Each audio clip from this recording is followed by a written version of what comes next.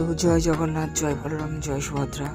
তো আজকের কাজটি হচ্ছে এই জগন্নাথ দেবের কিছুই না, খালি শুধুমাত্র আমি মুকুটটা চেঞ্জ করব। এটা আরেক বছরের পুরনো ছিল, তো এবছর খালি আমি নতুন করে খালি সাজিয়ে দেবো, আর কিছুই না।